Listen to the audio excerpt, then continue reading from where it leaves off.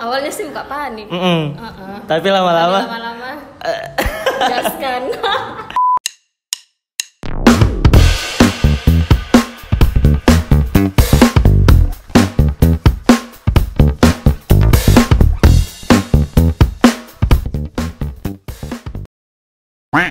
Samping saya ada siapa nih namanya? Sri Wahyuni. Oke, halo Sri, selamat datang di channel itulah.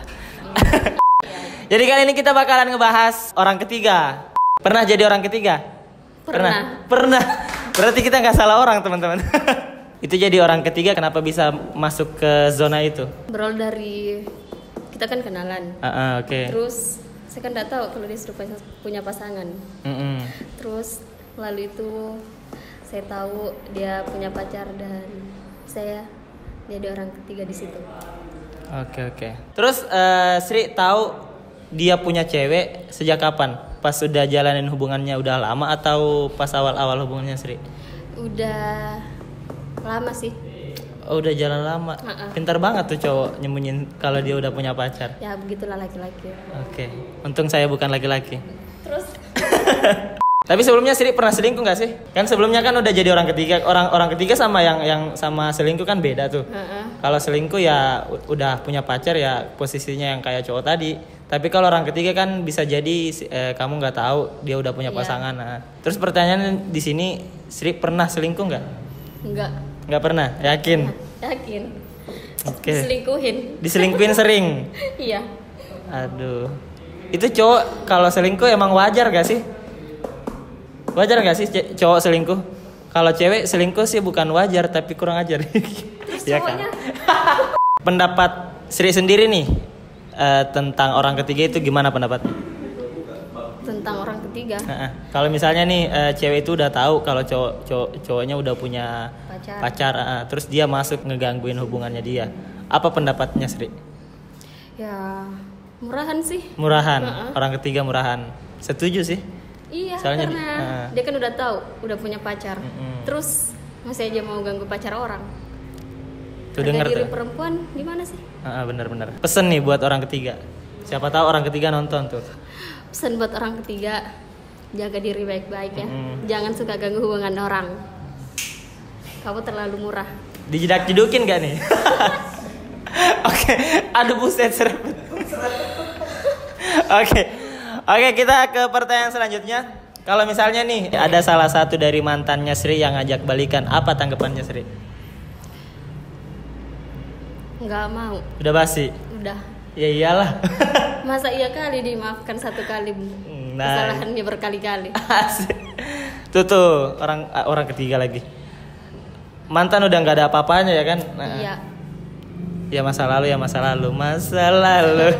Masa depan ya urusan selebel. Oke, itu tanggapannya Sri tuh. Kalau udah jadi mantan ya nggak ada lagi ya kata masa depan. Pokoknya masa lalu ya mantan ya masa lalu gitu. Iya. Sri kan punya mantan. Posisinya Sri udah punya pacar nih. Terus mantannya ada yang ngajakin ketemuan. Itu direspon atau gimana? Menurut Sri sendiri? Respon sih. Direspon? Iya. Ngapain direspon? Benci. Kan jadi cuman berteman. Oke. Masing-masing orang beda pendapat sih. Jadi kalau menurut Sri ya mantan tetap bisa temenan gitu. Iya. Oke. Kita ke pertanyaan selanjutnya. Kita bakalan ngebahas ekstrim nih. Kan tadi kita udah ngebahas yang basa-basi ke orang ketiga, mantan. Terus kita masuk ke ciuman nih. Gak apa-apa? Gak apa-apa. Oke, kita gaskan. Sri pernah ciuman kan sebelumnya? Pernah. Oke, pernah. Pertama kali ciuman kapan? Pertama kali. Maksudnya sama pacar atau belum pacaran udah ciuman? Kan ada tuh yang Gak pernah lah. Gak pernah. Pacaran dulu. Berarti ciumannya sama pacar doang.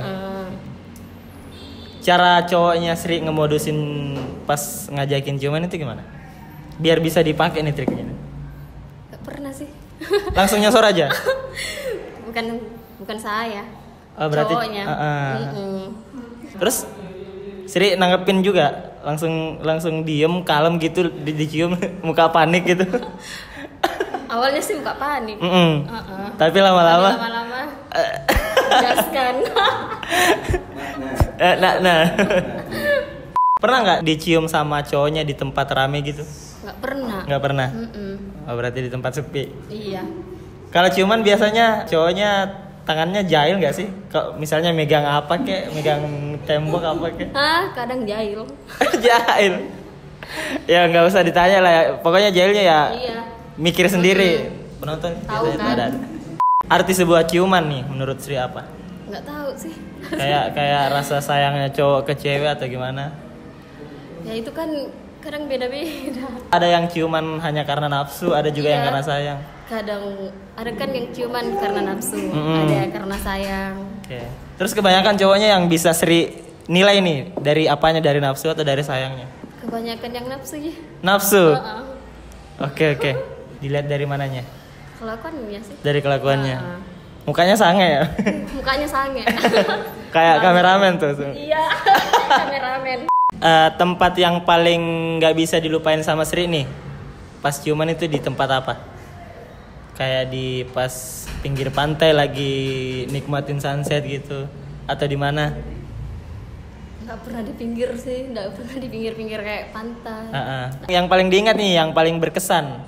Di kosannya. Di kosan nggak tuh? Di kosan nggak? Selebel di kosan nggak tuh? Ya kan ada temennya jadi nggak bisa ngapa-ngapain ya kan? Iya. Ciuman doang. Kan banyak juga orang. Jadi rame-rame ciumannya. Rame-rame. Enggak, maksudnya ciuman tapi ya sekitarnya rame. Enggak berduaan doang kan, kalau berduaan bahaya. Pertanyaan selanjutnya nih. Gitu. Kita pindah ke pertanyaan FWB. Friends with Benefit. Sri tahu nggak FWB itu apaan? Enggak. FWB tuh jadi misalnya Sri punya temen nih, temen cowok, tapi dia itu perlakuan cowoknya itu ke Sri, dia kayak pacaran gitu loh. Jadi dia nggak ada status tapi mesra. Apa menurut Sri kalau orang ngejalin hubungan FWB? Kan ada plus minusnya nih. Kalau plusnya ya ada yang bisa diajak jalan, ada yang bisa diajakin curhat gitu loh. Terus minusnya apa? Nggak ada status atau gimana menurut Sri nih? Wajar sih menurutku kalau cuman teman curhat, teman jalan. Berarti kalau FWB menurut Sri wajar? Iya. Terus kalau misalnya nih orang itu punya FWB tapi dia punya pacar, wajar nggak? Enggak sih. Nggak wajar? Iya, berarti Sri ini termasuk cewek setia ya kan? Insya Allah. Oke. Jadi apa tuh keuntungan kalau orang ngejalin FWB? Ya enak di dia dong, di cowoknya. Enak di cowoknya? Iyalah. Nggak jalani hubungan, tapi dapat enak-enak. Dapat enaknya. Oke, bisa. Dapat kemesraannya. Masuk akal juga sih. Enak di cowok. Soalnya dia nggak ada status tapi bisa dapat tipis-tipis. Sri punya pesen nggak buat orang ketiga di luar sana yang masih sering ngegangguin pasangannya orang? Punya. Apa coba kasih paham tuh? Hai orang ketiga. Jaga diri baik-baik. Jangan jadi orang ketiga, karena orang ketiga itu setan. Apa ya? Bukan. Nggak ada untungnya sih. Ngapain coba jadi orang ketiga? Kamu perempuan loh, cantik. Masa iya nggak bisa dapat yang lebih baik dari laki-laki lain? Anjas lebel. Jangan.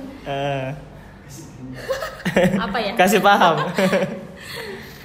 Intinya jadi orang ketiga itu nggak baik, soalnya dia ngerusak hubungan.